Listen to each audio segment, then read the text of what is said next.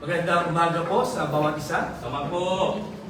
Salamat sa araw na ito, sa huling linggo ng September. I pray na sana po yung mga pinag-aaralan natin, buhat po sa Revelations, ay ating pong natatandaan, nauunawaan, at ating pong nakikita yung kahalagahan po nito sa ating pong buhay. Ano po? Sa ating pong pagpapatuloy, ating pong buksan na ating pong mga Bibles sa Revelation chapter 5 verses 1 to 17. Revelation chapter 5 verses 1 to 17. Muli ko pong inihiling ang bawat isa na magsitigdig at basahin po natin ulit ito ng sagot-sagutan. Revelation chapter 5 verses 1 to 7. Sorry. Sabi po dito, Then I saw in the right hand of him who sat on the throne a scroll with writing on both sides and sealed with 7 seals. And I saw a mighty angel proclaiming in a loud voice, Who is worthy to break the seals and open the scroll? But no one in heaven or on earth or under the earth could open the scroll or even look inside it. I wept and wept because no one was found who was worthy to open the scroll or look. Then one of the elders said to me, Do not weep. See, the Lion of the tribe of Judah, the Root of David, has triumphed. He is able to open the scroll and its 7 seals.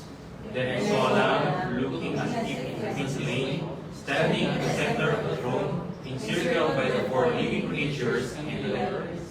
The lamb has 7 horns and 7 eyes, which are the 7 spirits of God sent out to all the world. Together, he went and took the scroll from the right hand of him who sat on the throne. Pagpalain po ng Panginoon na pagkabasa ng kanyang salita, tayo po'y manalangin.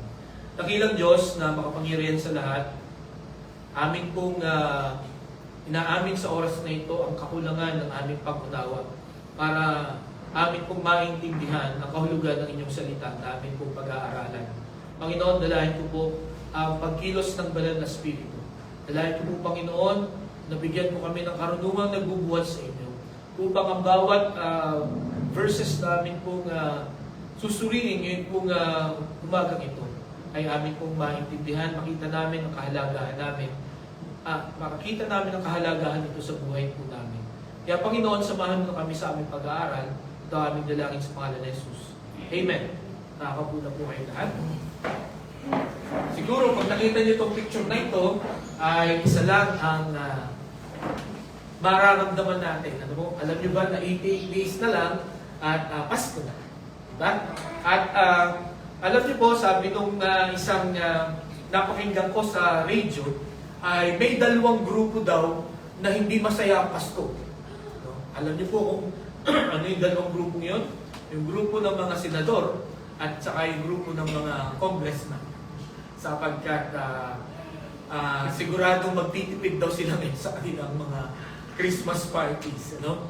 Pero alam niyo po, generally, basta't narinig na natin yung kanta ni Jose Marichan po, sa pagsisimula ng Bear Months, ay all of us ay kumbaga automatically mayroon tayong excitement, enjoyment, no? At happiness na nararamdaman unconsciously, no? Sapagkat alam po natin at malapit na ang Pasko.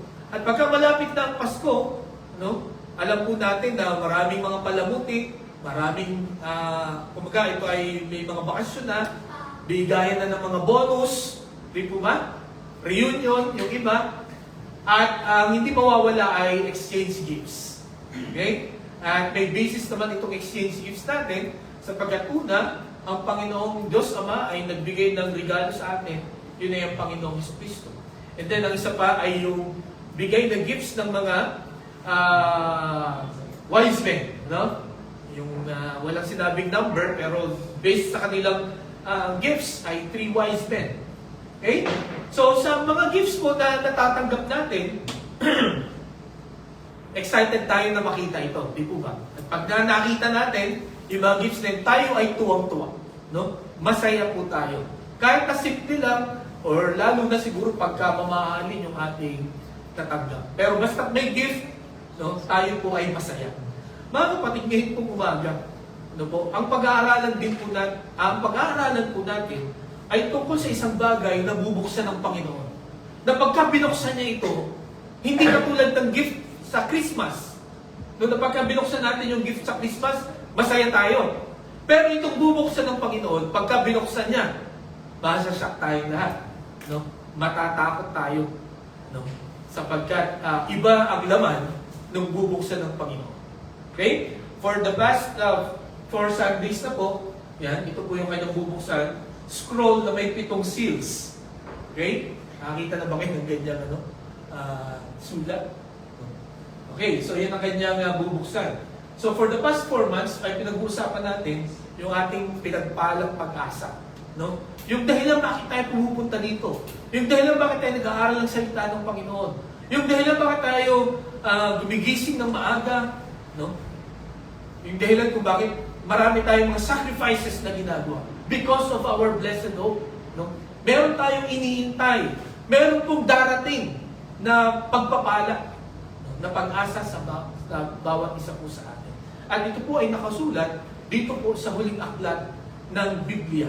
At yan po ang ating pinag-aaralan niya for the next, o pag-aaralan for the next 3 months hanggang November. So nakita natin, nung first Sunday, the promise of Christ's return. No? Ang Panginoong Jesucristo, no? Bagamat ipagdidiriwang natin ang Christmas, yung kanyang first coming, pero may pangako siya that He will come again. No? Siya po ay babalik ulit. At yan po ay pinakita ng Panginoon sa Revelation chapter 1. And then, next, the portraits of the church. So, pinag-aralan natin dito yung estado ng mga simbahan noon at maging estado ng mga simbahan ngayon. Okay? Ano ba ang CGBC satellite? Anong klaseng church po tayo? Okay? Sa ating pong paghihintay sa Panginoon. No? Tayo kaya ay faithful church? No? Tayo kaya ay dead church? Okay? Or lukewarm church? Sana hindi po ganun, no? Sana ay alive, no? Or living church tayo, or faithful church pag dumating ang Panginoon. And then, last Sunday, sa online natin, no, ay pinag-aralan natin ang the palace in the sky. Okay? So, yung titirhan natin, no? Pag bumalik na ang Panginoon, no? Na pag-aralan natin, na pagbalik niya, kukunin niya lahat ng mga mananampalataya. Kukunin niya lahat ng tumanggap kay Jesus as His Lord and Savior, kukunin niya. Okay? At dadalhin niya sa palace in the sky. Okay? Doon po tayo titira. So, yes, David. Doon tayo titira. Sa napakaganda na lugar. Okay? So, ngayon po na umaga, siguro ang para maihanda natin ang ating mga isipan at ang ating mga puso, merong maiiwan, mga kapatid. Sa muling pagbabalik ng Panginoon, no, pag kinuha na niya lahat ng mga sumampalataya sa Kanya, may maiiwan dito. Okay? Sino yung mga yun? Yung mga hindi sumampalataya sa Panginoon. Yung mga patuloy na nire-reject ang Panginoon. Yung patuloy na nilalampasan, iniiwasan, no, ang katotohanan buhat sa Biblia. Yung patuloy na hindi nakikinig, hindi tinatanggap ang magandang balita. Yun po ang maiiwan. Ang tanong, ano ang mangyayari sa kanila? Ano ang mangyayari doon sa mga maiiwan dito? At alam nyo, napakahalaga na sinulat ito ng Panginoon sa bawat isa. No? Para sa atin na makakasama, tayo ay magpapasalamat sa Panginoon. Or sa atin na parang hindi sigurado kung tayo makakasama sa kanyang muling pagbabalik, ay siguraduhin natin. No? At para doon sa mga alam natin na hindi makakasama, ay puntahan natin. Habang hindi pa nabalik ang Panginoon, puntahan natin at sabihin natin ang magandang balita para magkasama-sama po tayong lahat, no, sa muling pagbabalik ng Panginoon. Sana walang maiwan. Okay? Ano po ang mangyayari dito sa lupa? No? Pagkatapos na kunin tayo ng Panginoon. Ito po ang ating pag-aaralan ngayong umaga, the period of the Great Tribulation. Ang panahon ng matindi na paghihirap, no, o pag-uusig. Po, yan po ang babasa natin, no, makikita po natin sa Revelations chapter 6 and 7. No? Last week po, pinag-usapan natin yung Revelation chapter 4 and 5. Ngayon po ay chapter 6 and 7. At yung ating pong binasang talata kanina, yun po ay nagpapakita na ang Panginoong Hesukristo ang tanging nakakapagbukas ng mga seals o yung mga selyo nung sulat na yun. At bawat selyong yun ay meron pong mangyayari. No? Hindi magandang mangyayari, kundi may mga samang mangyayari every time na bubuksan ng Panginoon yung mga selyong yun. At yun ang pag-aaralan po natin. Ngayon kung umagang ito, ano ba ang ibig sabihin nitong Great Tribulation? Itong panahon ng Great Tribulation. Again, paulitin ko po ito sa inyo, sa lahat ng mga tumanggap sa Panginoon bilang sariling tagapagligtas, no, praise God, hindi na tayo dadaan dito. Hindi na natin ito ma-experience. Why? Sapagkat kukunin tayo ng Panginoon. Okay? Ang makakaranas lang nito ay yung mga patuloy na idinidinay, nire-reject ang Panginoong Jesucristo. Okay? So, meron tatlong elements o tatlong bahagi na gusto kong pag-aralan natin about the period of the Great Tribulation. The first is the different descriptions. No? Ang iba-ibang tawag dito po sa Great Tribulation. No? Kung susuriin natin maigi ang Biblia, meron pong 30 different descriptions about this tribulation. No? May tatlo po na iba-ibang tawag dito. Okay? Pero ngayon po ay ilan lang ang ating titingnan. Sapagkat kung isa-isay natin yung 30, ay baka abutin tayo ng kinabukasan. Okay? So, ang una, ang sabi dito sa Revelation chapter 7, verses 13 to 14, sabi niya, "Then one of the elders asked me, this is in white robes, who are they and where did they come from? I answered, Sir, you know. And he said, these are they who have come out of the great tribulation. They have washed their robes and made them white in the blood of the Lamb." Kasi dito, these are they who have come out of the great tribulation. Okay? So, ang una na makikita po natin, no, yun nga po, great tribulation. Hindi lang siya basta tribulation, kundi it is a great tribulation. No? Matindi, no, na paghihirap po ang mararanasan. Okay? Nasabi pa dito po, ano ba ang kahulugan ng tribulation? Basahin nga po natin. Ready? Begin. The tribulation is the future 7-year period when God will finish His discipline of Israel and finalize His judgment of the unbelieving world. Okay. Siguro kung ang tribulation ay paghihirap, siguro sabihin natin, hindi pa ba tayo nakakaranas ng tribulation? No? Pag-uwi natin sa bahay, pagpunta natin sa school, pagpunta natin sa trabaho, no, may mga tribulation tayong nakakaharap, di ba? Mga pagsubok, di ba? Pero ito ay ibang klase. This is great tribulation. Na ang ibig sabihin, this is a future 7-year period when God will finish His discipline of Israel. Okay? So, didisiplinahin niya ang Israel. And then, finalize His judgment of the unbelieving world. So, huhusgahan ng Panginoon, finally, yung mga hindi sumasampalataya sa Kanya. Yung mga nagbablaspheme sa Kanya. Siguro sa panahon natin yun, parang naiinis tayo sa Panginoon. No? Dahil, bakit itong mga madadayang mga taong ito, lalo silang yumayaman? No? Parang hindi sila napaparusahan. Okay? Or bakit yung mga nambubuli sa akin, di ba? Ay mas, kumbaga, hindi sila, ang tawag dito, hindi sila napaparusahan, parang masaya pa rin sila, parang umuunlad sila, pero samantalang ako ay laging nag-iisa, lagi akong nalulungkot, lagi akong lugi, lagi akong argabyado. Kailan ba magkakaroon ng hustisya? Kailan kaya bibigyan ng Panginoon? Or kailan kaya ako igaganti ng Panginoon? Mga kapatid, ang tribulation po, this is reserved. This 7 years is reserved for the ungodly. Okay? That's the time na igaganti tayo ng Panginoon. sa lahat ng mga pang-aabuso, sa lahat ng mga pananakit, sa lahat ng injustices na na-experience po natin, na para bang nakalusot. No? Sapagkat ang justice system natin ay masakit mang sabihin, flawed. No? Talagang maraming butas. No? Walang perfect na justice system sa lupang ito.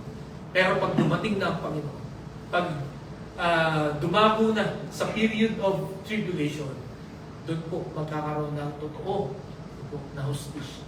Talagang paparusahan ng Panginoon lahat ng mga masasama, lahat ng mga makasalanan, lahat ng mga suwain.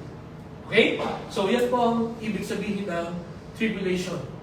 Sa Joel chapter 1 verse 15, basahin nga po natin. Ready? Begin. Alas, for the day of the Lord is near. It will come like destruction from the Almighty. So ang isang description po ng tribulation ay the day of the Lord. Okay? Araw ng Panginoon. Okay? So pagka nabasa niyo po dito sa Biblia, yung salitang the day of the Lord, no, basahin niyo po yung kasunod. Okay? Ito ang kasunod, ang sabi niya, the day of the Lord is near, it will come like destruction from the Almighty. Talagang matinding pagkawasak galing sa Diyos. Okay? So yun ang isang tawag sa Great Tribulation, the day of the Lord. Ang isa pa po, sa 1 Thessalonians chapter 1 verse 10, basahin ko po sa inyo, and to wait for His Son from heaven, whom He raised from the dead, Jesus, who rescues us from the coming wrath. No? Yung wrath ay puot. No? Kaninong puot yan? Ang sabi sa Colossians chapter 3 verse 6, because of this, the wrath of God is coming. So ang isa pang terminology or description po ng tribulation, hindi lamang the day of the Lord, kundi the wrath of God. Okay? Ang puot ng Diyos. Naranasan niyo na bang mapuot? Ang galit ay iba sa puot. Mas matindi ang puot, no? Yung wrath kaysa anger. Okay? Matindi ang ganti ng isang taong napupuot. No? Parang walang satisfaction. Okay? Talagang sagad. Kumbaga patay na papatayin pa. Ganun ang taong napupuot. So dito, no, kung ang tao ay ganun mapuot, lalo na ang Diyos. No? Or paano pa kaya ang Diyos? Diba? So makikita po natin dito na ang salitang tribulation, hindi magandang hindi magandang salita. Diba? But it will happen. Again, ito po ay para sa mga wicked people. Sa mga hindi sumasampalataya sa Kanya. So, day of the Lord, wrath of God. Next, sa Jeremiah chapter 30 verse 7, basahin niyo po natin. Ready? Begin. How awful the day will be. No other will be like it. It will be a time of trouble for Jacob, but he will be saved out of it. Pagka sinabi pong trouble for Jacob, yung word na Jacob, ito po ay Israel. Bansang Israel. Okay? At ang sabi niya, it will be a time of trouble for Jacob. So ang isang term po noong tribulation ay Jacob's trouble or trouble of Jacob. So pagka nabasa niyo po yan, isang beses lang po ito ginamit sa Jeremiah chapter 30 verse 7. Ito po ay tumutukoy dito sa 7 years tribulation. Itong Jacob's trouble. Okay? And then next, sa Zephaniah chapter 1 verses 15 to 16, sabi dito, the day will be a day of wrath, a day of distress and anguish, a day of trouble and ruin, a day of darkness and gloom, a day of clouds and blackness, a day of trumpet and battle cry against the fortified cities and against the corner towers. So ito po ang description ng tribulation. Yun daw po ay araw ng puot. No? Ano bang tagal sa distress? Distress, anguish, trouble, ruin, darkness, gloom, clouds, and blackness. So, sa madaling salita, ito pong panahong ito ay hindi po kaaya-aya. Walang sino man ang gusto na pumunta or makaranas ng araw na ito, ng tribulation na ito. Okay? Again, sana ang maging reaction natin through these descriptions is we praise God. We thank God sapagkat nakilala natin ang Panginoon. No? Na isinuko po natin ang ating buhay sa Kanya. Sapagkat mga kapatid, kung hindi natin tinanggap si Jesus bilang sarili natin tagapagligtas, no? Whether we like it or not, ito po ang mararanasan natin sa panahon ng tribulation, in the period of the great tribulation. No? Wrath, distress, anguish, trouble, ruin, darkness, gloom, clouds, and blackness. No? A day of trumpet and a battle cry against the fortified cities and against the corner towers. So, ibig sabihin, meron ding labanan na mangyayari. Kumbaga, kung sa panahon natin ngayon, nahihirapan na tayo sa mga problema, no? Sa mga challenges na dinadaanan natin everyday. Huwag kayong mag-alala, no? Kung halimbawa maiwan kayo, huwag naman sana. Wait, there is more.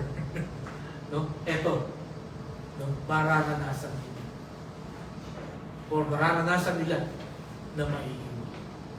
Again, magpasalamat tayo sa Panginoon because God is faithful, no? Na pagka sinabi ng Panginoon na kung sasampalataya ka sa Kanya, magkakaroon ka ng buhay na walang hanggan. It will happen. At pag sinabi ng Panginoon na pagka hindi ka sumampalataya, this will happen, it will happen. Okay? So, ito po ang mga terms na makikita natin sa na ginamit, no po, to describe the tribulation, kung gaano ito kalala. Okay? Kung gaano ito katindi. No? At kung gaano dapat wag tayo sana na umabot sa panahong ito. Okay? Sabi sa Daniel chapter 9 verse 27, later on pag-aaralan po natin itong 77s, no? Or the 70 weeks of Daniel. Pero ang sabi po dito, 77s are decreed for your people and your holy city to, okay? Finish transgression, to put an end to sin, to atone for wickedness, to bring in everlasting righteousness, to seal up vision and prophecy, and to anoint the most holy place. Ito po ang purpose kung bakit may tribulation. Ito ang gagawin ng Panginoon. To finish transgression. Para tapusin ang kasamaan. Okay? Para tapusin ang kasalanan. Sabi niya, to put an end to sin. And then to atone for wickedness. Para yun yan, gantihan ang kasamaan. Okay? To bring in everlasting righteousness. Para pagkatapos ng tribulation, no, pagka tinapos na ang kasamaan at kasalanan, magsisimula na ang katarungan, ang katuwiran. Okay? Ang sabi niyan, everlasting righteousness. Walang hanggang katuwiran. Kumbaga, ano po, pagkatapos ng tribulation, wala nang masama, no? Wala nang mamamatay tao, wala nang urak, no? Wala nang gagawa ng kasalanan, wala nang mananakit sa atin. Everybody will be good. Okay? After the tribulation. At yan ang purpose kung bakit nangyari ito. Kaya mga kapatid, tandaan niyo po ito. Ang tribulation ay hindi lamang pagpapakita, no, ng puot ng Diyos. Alam niyo ba na ang tribulation ay pagpapakita din ng pagmamahal ng Diyos? What? Pagmamahal ng Panginoon? Yes. Bakit? Tatanggalin niya yung masama eh. Tatanggalin niya yung mananakit sa'yo. Yung makakasira sa'yo. Di ba? Pagka mahal mo ang isang tao, no? Sisikapin mong ilayo siya or tanggalin yung mga bagay na makakasira sa kanya. At mahal po tayo ng Panginoon. Kaya kukunin niya tayo habang tinatanggal niya yung kasamaan. Okay? That's God's plan for each and every one of us. Okay? Kaya dapat tayo po ay magpuri at magpasalamat sa ating pong Panginoon. So yun po ang una na makikita natin, the different descriptions of the great tribulation. Okay? Nakita natin, no, the day of the Lord, no, the wrath of God, no, the Jacob's trouble, no, at yung pag sa Zephaniah, no, na napakarami, no, na talagang matindi ang mangyayari. Bakit? No? Para tapusin ng Panginoon lahat ng kasamaan. No? Para magkaroon ng katarungan, katuwiran, sa mundo ito. Okay, salamat sa Panginoon sa kabutihan niya sa bawat isa. Ang pangalawang element na makikita po natin, hindi lamang the different descriptions, but the degree of difficulty. No? The degree of difficulty of the Great Tribulation. No? Gaano ito katindi, gaano ito kahirap. Okay, isa-isahin po natin. Ang una, titingnan po natin dito, ito po ay sa Revelation chapter 5. No? Nasabi sa verse 5, He is able to open the scroll and its 7 seals. Okay? So, ang Panginoong Jesucristo, siya ang magbubukas ng scroll and the 7 seals. And then sabi sa verse 7, He went and took the scroll from the right hand of Him who sat on the throne. Okay? So, kinuha na ng Panginoong Jesucristo yung scroll at kanya nang bubuksan. So, tingnan natin kung ano ang makikita natin, no, na describe dito. Ano ang laman ng mga seals. Okay? So, again, ganito po, nilarawan ni John yung scroll with 7 seals. No? 7 selyo. Okay? Sabi sa chapter 6, verses 1 and 2, I watched as the Lamb opened the first of the 7 seals. Then I heard one of the 4 living creatures say in a voice like thunder, Come! And then verse 2, I looked and there before me was a white horse. No? Its rider held a bow, and he was given a crown, and he rode out as a conqueror bent on conquest. So, nung binuksan ng Panginoon yung isa po ng seal, may lumabas na white horse. No? At merong nakasakay. No? Yung rider niya, merong hawak na bow. No? Parang pana. Okay? Meron siyang corona at he rode out as a conqueror. So ito ang picture niya. No? Itong white horse na merong sakay, na merong koroneng sakay at merong bow. Okay, ang interpretation po ng mga Bible scholars, kung sino ito, this is the Antichrist. No? Ito yung Antichrist. Bakit white? Ang ibig sabihin po ng white ay peace. Pero, itong peace daw na ito ay false peace, no? Fake peace. No? Kumbaga dadayain lang nitong horse na ito ang mga tao na sumunod sa kanya, maniwala sa kanya. Kasi yan po ang gagawin ng Antichrist pagdating po dito. By the way, ang Antichrist will come like Christ. No? Katulad din siya ni Kristo. No? So parang yung mga tao, lalo na mga Hudyo, mga kapatid, alam nyo ba na hanggang ngayon hinihintay pa nila yung promised Messiah? Kukunti pa lang talaga sumasampalataya sa Panginoong Jesucristo na pinanganak 2,000 years ago. Hanggang ngayon, karamihan ng mga Hudyo, hinihintay pa rin nila yung ganitong klase na Messiah, yung powerful, no? Yung talagang mananakop.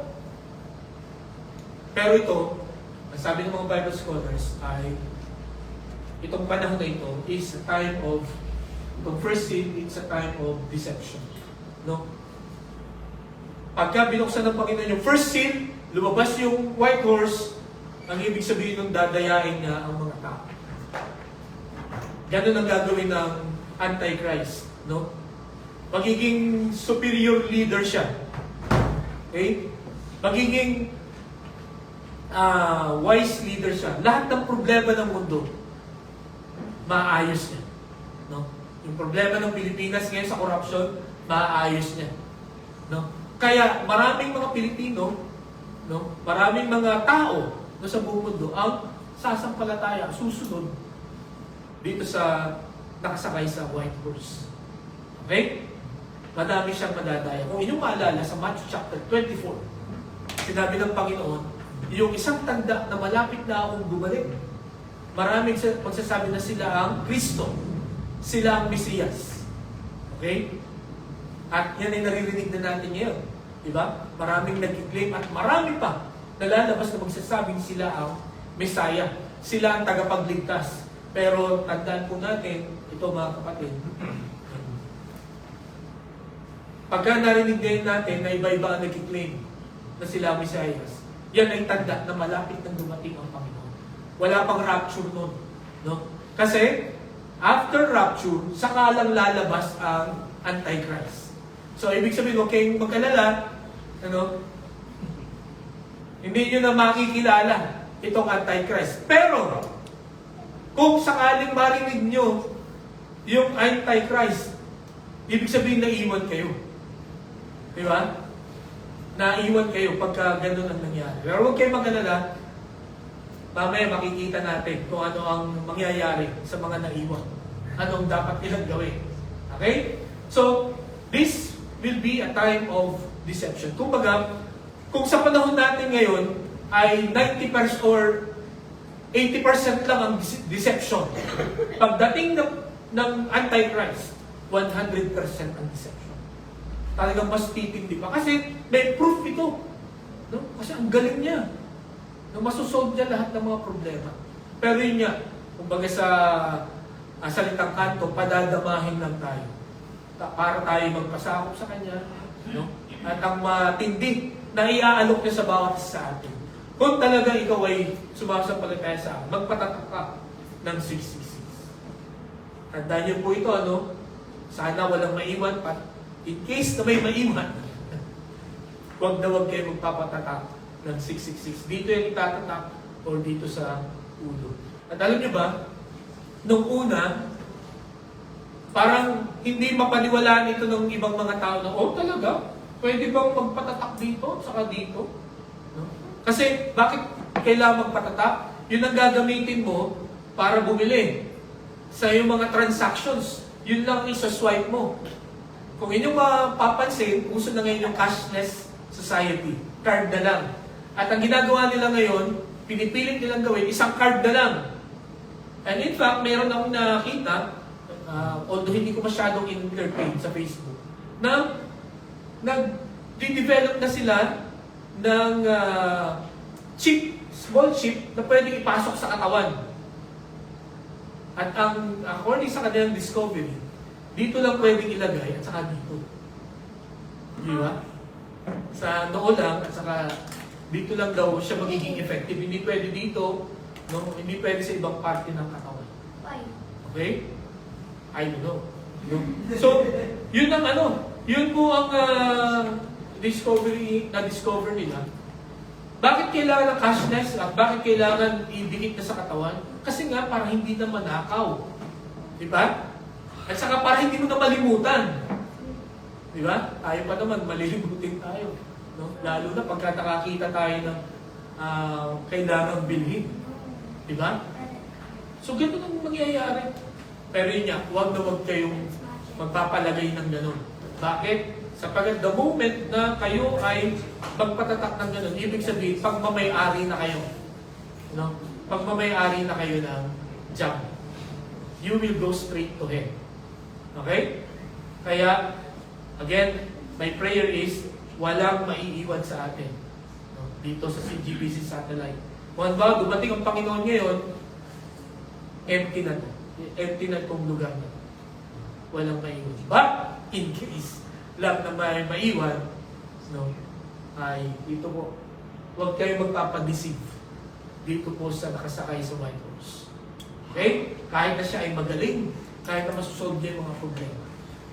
Okay? So yun po ang una na seal. No? The first seal, no, it is a seal of deception. Next, sabi niya, when the Lamb opened the second seal, I heard the second living creature say, "Come." Then another horse came out, a fiery red one. Its rider was given power to take peace from the earth and make people kill each other. To him was given a large sword. So, yung red horse, hindi ito yung iniinom na red horse. Kaya nilagyan ng fiery red horse. Okay? So, the second seal, no? May lalabas na fiery red horse. No, meron siyang malaking espada. At ano ang gagawin niya? Sabi dito, to take peace from the earth, make people kill each other. So, this red horse, no, will promote war. No? Magkakaroon ng matinding disagreement or war. Kung babalikan ulit natin yung Matthew chapter 24, ang isang tanda na malapit nang bumalik ang Panginoon, merong wars and rumors of wars. So, ang ibig sabihin mga kapatid, pag nag-rapture na at pag nag-start ang tribulation, hindi mawawala ang war. Hindi mababawasan. It will worsen. Mas titindi pa. No? Sapagkat sa pagtanggal ng Panginoon doon sa second seal, lalabas itong fiery red horse na ang gagawin niya, pag-away-awayin niya ang mga bansa. Okay, siguro sabihin nyo, bakit kanina, Pastor, sabi mo, masosolve ang problema ng mga buong bansa. Yun nga ang deception. Ang gagawin po ng Antichrist, magpipretend siya na nasolve niya yung problema. Magpipretend siya na kaya niyang magbigay ng kapayapaan. Pero pagka ikaw ay sumunod na sa kanya, pag nagpadaya ka na, ito na yung sunod na nangyayari. Mag-start na ulit ang war. Okay? Talagang labanan na ulit. Patayan na ulit. Sakitan na ulit. So, matindi yung mangyayari. No? Kung baga, kinakabahan na tayo sa mga nakaambang mga gera, sabihin ko sa inyo, matutuloy ang World War III. Okay? Pero, ang maganda dito mga kapatid, hindi natin mararanasan. No? Kung may mga nuclears man silang pasasabukin, no? Hindi na natin may experience yun. But it will happen. Bakit? Nakalagay po ito sa second seal. It is a time, it is a period of terrible, great disagreement. Okay? So kung meron tayong 10 na gera ngayon, madadagdagan pa yan. No? Mag-aaway-aaway po talaga mga bansa. Okay? Next, ang sabi dito, when the Lamb opened the third seal, I heard the third living creature say, "Come." I looked, and there before me was a black horse. Its rider was holding a pair of scales in his hand. Then I heard what sounded like a voice among the 4 living creatures saying, 2 pounds of wheat for a day's wages, and 6 pounds of barley for a day's wages, and do not damage the oil and the wine. So the third horse na lalabas, pag tinanggal ng Panginoon yung third seal ay the black horse. Okay? At ito naman po ay panahon ng deprivation. Or deprivation pala. Deprivation. Anong ibig sabihin nun? Kung babalikan po natin itong talatang ito, 2 pounds of wheat for a day's wages and 6 pounds of barley for a day's wages. Kung sa atin po yan, no? Yung 2 pounds, 2 guhit, tama ba? Ng bigas. Ang katumbas ay maghapong sweldo. Kaya, so yun po ang ibig sabihin nito. Ang ibig sabihin magkakaroon ng tagutom. No? Kasi magmamahal ang mga bilihin. Okay? So sa panahon natin ngayon, di ba, pataas na ang gasolina, no? Pataas na ang mga bilihin. Okay? So siguro ang panalangin parati natin, Lord, sana bumaba ang mga bilihin, ang gastos, ang pangangailangan. Sorry to say. Hindi natin may experience. In fact, tuloy-tuloy yan. No? At sa panahon ng tribulation, pag lumabas yung black horse, no?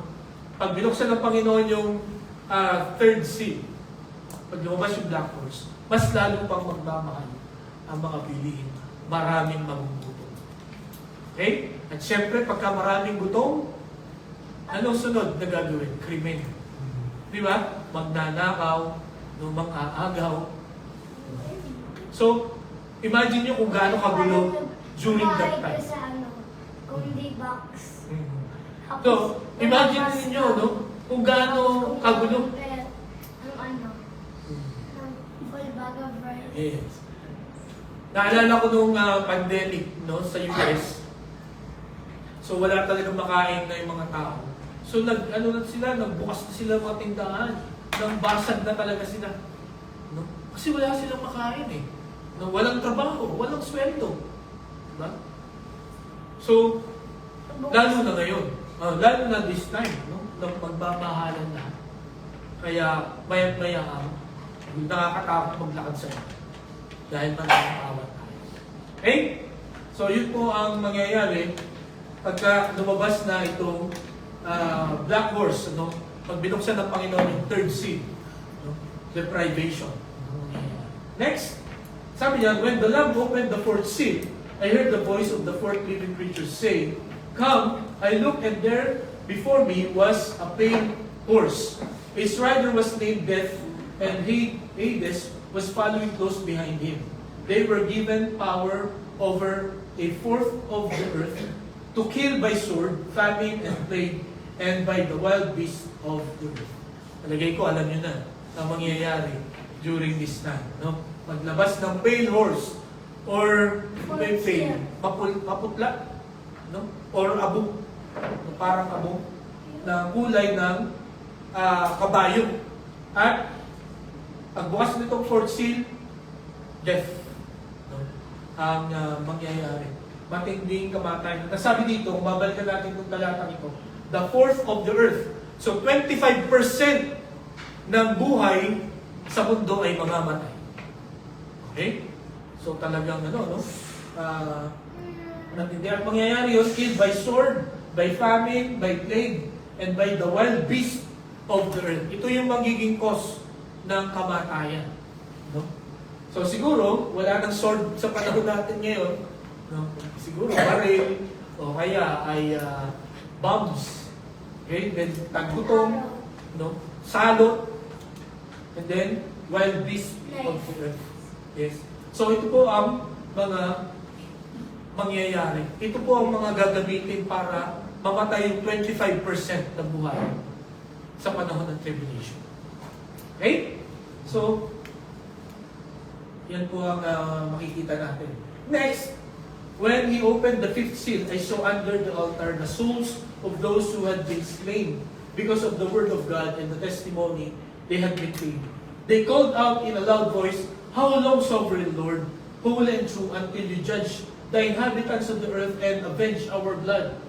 Then each of them was given a white robe, and they were told to wait a little longer under the full number of their fellow servants. Their brothers and sisters were killed, just as they had been. Okay, gusto ko pong ito. Gusto ko ng buong attention nyo dito. No? Sapagkat dito, nung binuksan ng Panginoon yung fifth seal, no?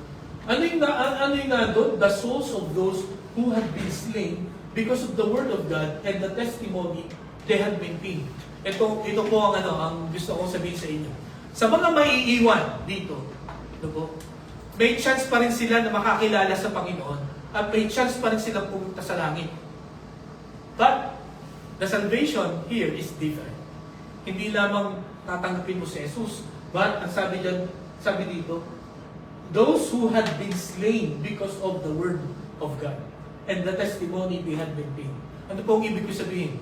Pag tatanggap ka din sa Panginoon at ikaw ay kailangang patayin. No? Kailangan mong maging martyr. Okay?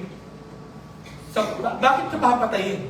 Sapagkat pag naghahari na ang Antichrist, no? Pagka lahat ng sumusunod sa kanya ay may tatak na ng 666, pero ikaw ay wala, hahabulin ka ng gobyerno pag wala kang tatak. No? At ang option lang ay ito. It's either magpatatak ka or patayin ka. Siyempre, kaya hindi ka magpapatatak because you know the Lord. At lahat ng ganito po ang nangyari. No? Lahat ng tatanggap sa Panginoon at papayag na sila ipatay will be saved. At ito po yung mga souls na yun. Pagbukas ng seal, nakita po ni John yung maraming mga kaluluwa na hindi nagpatatak. No? Pero sila ay mga pinatay. At ang sabi dito, sa verse 11, then each of them was given a white robe, and they were told to wait a little longer until the full number of their fellow servants, their brothers and sisters, were killed just as they had been. Okay? So, kumbaga ma-express nila yung justice ng Panginoon. No? Pagka nakumpleto na lahat ng mga kailangang mamatay or kailangang patay dahil sila ay sumusunod sa Panginoon. Clear po ba yung aking sinasabi? Yung mga maiiwan, sigurado, no, pagka tayong lahat ay nawala na, lahat naman tumanggap sa Panginoon, maalala ng mga nag-reject kay Christ na, ay, tama nga pala yung sinasabi ni, no? Tama nga pala yung sinasabi ni Rovic sa akin, na pag tinanggap ko si Jesus, may buhay na walang hanggan ka. At kukunin ka ni Lord pagdating niya. So, doon siya marirealize ngayon. Talagang tatanggapin niya ang Panginoon. No? At, hindi nga siya magpapatatak. Pero yun ang masakit na gagawin sa iyo. Papatayin. Pero that's the only way. Yun po ang salvation. Okay? So, ito ang promise ng Panginoon sa mga tatanggap sa Kanya, hindi magpapatatak, at i-allow na siya ay patayin. No? Each of them was given a white robe. Okay? And then, nasabi diyan, may numbers, no, na mga ililigtas lang. So, hindi natin lang kung gaano karami yun. Okay? So, sa fifth seal, ang makikita natin ay those delivered souls. Mga iniligtas na mga kaluluwa. Okay? Again, huwag naman sanang mangyari, pero just in case na may maiwan sa atin, may pag-asa pa tayo. May kaligtasan pa dito. Pero, hindi na siya by grace. No? Kundi by martyrdom. Next, sabi dyan, I watched as he opened the sixth seal. There was a great earthquake. The sun turned black like sackcloth made of goat hair. The whole moon turned blood red, and the stars in the sky fell to earth as figs dropped from a fig tree when shaken by a strong wind. The heavens receded like a scroll being rolled up, and every mountain and island was removed from its place. Okay? Pag-open ng sixth seal, nagkaroon po ng matinding disaster. So yung sabi niya, yung mga stars, it fell. No? Yung araw, naging itim. Yung buwan ay naging pula. Okay? At nagkaroon ng matinding lindol. No? Nasira, nawasak ang buong mundo. Okay? So, grabe, no? Grabe yung mangyayari. No? Lalo na sa sixth seal. Kung mapapasin yung patindi ng patindi bawat seal na binubuksan. No? At ang sabi nga, dito sa verse 15 to 16, basahin niya po natin. No? Ang sabi sa Revelation 6, 15 to 16, ready? Begin. Then the kings of the earth, the princes, the generals, the rich, the mighty, and the everyone, both slave and free, hid in caves and among the rocks of the mountains. They go to the mountains and the rocks, follow us, and hide us from the face of Him who sits on the throne and from the wrath of the Lamb. For the great day of their wrath has come, and who can withstand it? Okay? So imagine yung mga kings, mga princes, generals, the rich, the mighty, everyone else, both slave and free, hid in caves and among the rocks of the mountains. And then, ito ang kanilang prayer. No? Go to the mountains and the rocks, fall on us and hide us from the face of Him who sits on the throne. Ang ibig sabihin ng prayer na fall on us and hide us, ang ibig po sabihin nun ay, please, let us die. No? Kaysa ma-experience namin itong tindi ng oath ng Panginoon. Diba minsan, pagka yung masama yung isang tao, no? At napapanood ko lang naman ito sa TV. Sina-challenge siya na, sige, patayin mo na ako. Pero sabi ng papatay, hindi mo na kita papatay. Masyadong mabait ako pag pinatay kita. Kailangan pahirapan muna kita. Torturing muna kita bago kita patay. Kasi minsan, yung death ay ginagamit ng maraming mga tao to escape the suffering. Diba? At yun ang prayer nila. Ang tindi ng suffering nila, kaya please follow us. No? Tabunan mo na lang kami. No? Patayin mo na lang kami ng oath. Ilibig mo na lang kami ng buhay para makatakas kami sa wrath na. Pero alam niyo po ba, according sa mga Bible scholars, hindi sila mamamatay dito. Kahit na magpakamatay sila, hindi sila mamamatay. Kasi talagang ipaparamdam sa kanila ng Panginoon yung tindi ng suffering. No? Yung tindi ng disobedience. No? Yung tindi ng rejection niya sa Panginoon, nila sa Panginoon. Na ang kaligtasan dito hindi na by grace. Okay? So, ito, pantay-pantay na lahat. Walang mayaman, no? Walang mahirap, walang nasa posisyon. Lahat may experience po ito. At lahat ay iisa magiging prayer. Please let me die. Sabi niya, talagang hindi pa sila kukunin ni Lord kasi ahaya talaga ng Panginoon ma-experience nila. Okay, so yun po ang sixth seal. Ang sabi sa Mark chapter 13 verses 19 and 20. Because those will be days of distress unequaled from the beginning when God created the world until now and never to be equaled again. If the Lord had not cut short those days, no one would survive, but for the sake of the elect whom He has chosen, He has shortened them. Okay? So dito, ang sabi po ni Mark, unequal yung 7 years na yun ng tribulation. Hindi pa yun nangyari at hindi na yun mangyayari. Okay? And then, ang sabi pa dito, shinorten ng Panginoon. Ginawa niyang 7 years lang.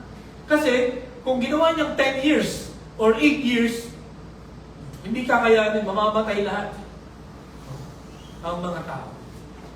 At shinorten niya yun para doon sa mga elect. Ano yung mga elect? Yung mga maliligtas pa rin during tribulation. No? So, again, may pag-asa pa. Pero yun nga, hindi na kasing dali ng panahon natin ngayon ang kaligtasan. Okay? So, yun po ang gusto kong makita natin sa bahagi ito. No, sa second element, no, the degree of difficulty. It's very, very, very difficult during this time. At again, ang panalangin ko po sa bawat isa, sana po ay hindi tayo pumasok sa panahon ito ng matinding pag-uusig. Itong matinding, itong great tribulation na ito. Okay? Yung six seals, no, ay bubuksan ng Panginoon yun. Walang makakapigil sa Kanya. No? Sapagkat yun ang plano ng Panginoon. Okay? So, ang panghuli na element ng great tribulation, hindi lamang different description, hindi lang the degree of difficulty, but the details of deliverance. The details of deliverance. No? Again, kahit tulad na sinabi ko sa inyo kanina, may kaligtasan. No? May maliligtas during this time. No? Meron pa rin na ganito pa rin makaawain ang Panginoon. Na sa kabila ng siya ay nagpaparusa, meron pa rin siyang ililigtas. Okay? Ang una, the preachers, no, during the deliverance. No? Sino yung mag-share ng gospel? No? May preaching pa rin na mangyayari dito. Okay? Kung titingnan po natin dito sa chapter 7, verses 1 to 4, ang sabi po dito sa verse 4, then I heard the number of those who were sealed. 144,000 from all the tribes of Israel. No? At itong 144,000 na ito, ang tawag sa kanila ay servants of God. And according po sa mga Bible scholars, these 144,000 from the tribe of Israel, sila po ang magiging preachers. Sila ay papakalatin sa buong mundo to share the gospel. To tell the people na meron po silang pag-asa pa. No? Basta wag sila magpapatatak, no? Ng 666. Dapat tumanggap sila sa Panginoon at kailangan sila ay patayin ng government. Okay? Ito po, no? Ang breakdown ng 144,000. So sa bawat tribo ni Jacob, ay 12,000 ang pipiliin, ang seselyohan.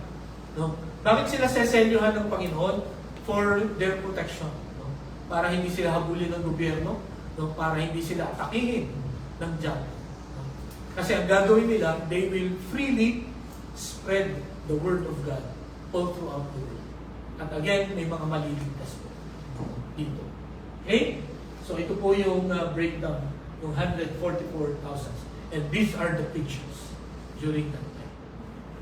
Again, kung halimbawa may iwan kayo, huwag naman sana pakinggan nyo, sasabihin nyo. May mga preachers na kakaalam, mga Hudyo. Okay? Next, hindi lamang mga preachers, but the procedure of the deliverance. No? Paano ba? Okay, kanina ko pa inuulit-ulit yung procedure para ikaw ay ma-deliver. Okay? Sabi dito sa verse 9, after this I looked, and there before me was a great multitude that no one could count, from every nation, tribe, people, and language, standing before the throne and before the Lamb. Okay? And then sabi pa dyan, they were wearing white robes and were holding palm branches in their hands.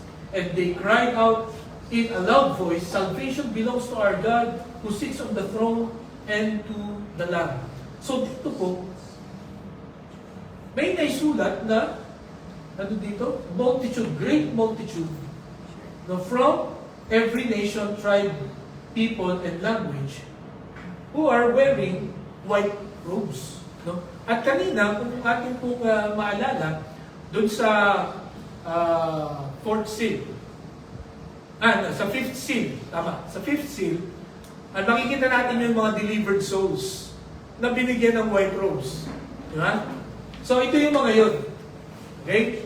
Pero, para mas maintindihan pa po natin, ang sabi sa verse 13 and 14, then one of the elders asked me, these in white robes, who are they? And where did they come from? Okay? I answered, sir, you know, and he said, these are they who have come out of the great tribulation.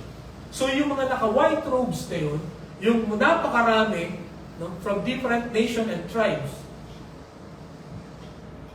sila ay galing, no, sa great tribulation. Ito nga yung mga tumanggap sa Panginoon, hindi nagpatatak at mga pinatay. Sabi, tingnan niya dito sabi niya, souls of those who had been slain because of the word of God and the testimony they had maintained. So ito po yung mga tao na pinatay, no? Nung nananatiling tapat sa Panginoon. Okay? At hindi tinatakan ng 666. Okay? So, ang sabi niya, sa verse 11, then each of them was given a white robe. Okay? So, naalala ko yung tanong ni Tatay Will last week sa ating discussion, na sa pagdating ng Panginoon, yung mga patay ay bubuhayin at yung buhay ay papatayin. So, ito yun. No, yung mga buhay na naiwan ay papatayin para sila ay makaligtas, para sila ay makapunta sa langit. Okay? So, mga kapatid, again, kung babalikan natin ng John 3:16, no? Ang sabi niya, whoever believes in Him shall not perish, but have eternal life. Sa panahon po natin ngayon, ngayong hindi pa bumabalik ang Panginoon, para po tayo magkaroon ng kaligtasan, ang gagawin lang natin, sumampalataya tayo sa Panginoon Jesucristo. At ang promise niya, sabi dito, you will not perish, but have eternal life. Magkakaroon po tayo ng buhay na walang hanggan. Hindi natin kailangang patayin para tayo ay makapunta sa langit. Ang kailangan lang natin sa panahon natin ngayon ay sa palatayanan ang Panginoon Jesucristo. And then, ang sabi pa sa 1 Thessalonians chapter 4, verses 16 to 17, basahin nga po natin ito. Ready? Begin. For the Lord Himself will come down from heaven with a loud command, with the voice of the archangel, and with the trumpet call of God. And the dead in Christ will rise first. And after that, we who are still alive and are left will be caught up together with them in the clouds to meet the Lord in the air. And so we will be the Lord forever. Mga kapatid, no? Sa muling pagbabalik ng Panginoon, ganito ang mangyayari. No? Lahat ng mga namatay na sumampalataya sa Panginoon, yun muna ang bubuhayin. Tapos tayo, nabuhay pa, babaguhin tayo ng Panginoon, itong katawan natin, gagawin perfect ng Panginoon, at sabay-sabay na tayo pukunin sa alapaap. Upang, sabi diyan, sa last part, and so we will be with the Lord forever. Ang gusto ko pong makita natin dito ay kung paano tayo maliligtas sa panahon ng grace period. Sa ganito pong panahon, ang paraan lang ay tanggapin si Jesus bilang sariling tagapagligtas. At sa kanyang muling pagbabalik, kukunin niya tayo. Hindi na tayo paparanasin o padadaanin itong 7 years tribulation. Okay? Pero again, ang paalala sa bawat isa, kung sakaling may maiwan sa inyo, ay yun lamang, yun po ang paraan. You need to accept God, Jesus, okay, magpatatak, at kailangan yung maging martyr. Kailangan yung patayin. You need to be slain, no? Para tayo makapunta. Pero, ang hamon sa bawat isa, no? Ang tanong sa bawat isa, hihintayin niyo pa ba yun? No? Hayaan niyo pa ba na maiwan tayo? Di ba? Ang challenge sa ating ngayong umaga, siguraduhin po natin kung talagang tinanggap na natin si Jesus bilang sarili natin tagapagligtas. Kasi ang gusto ko makita natin ngayon, hindi po ito sinabi ni Pastor Ilen. Hindi po ito sinabi ng kung sino mga Bible scholars. Ito po ay sinabi ng Panginoon. Na dahil sa ito'y sinabi ng Panginoon, ito po ay mangyayari. Because God is faithful to His word. No? God is faithful to His promises. God is faithful to His plans. It will happen, mga kapatid. At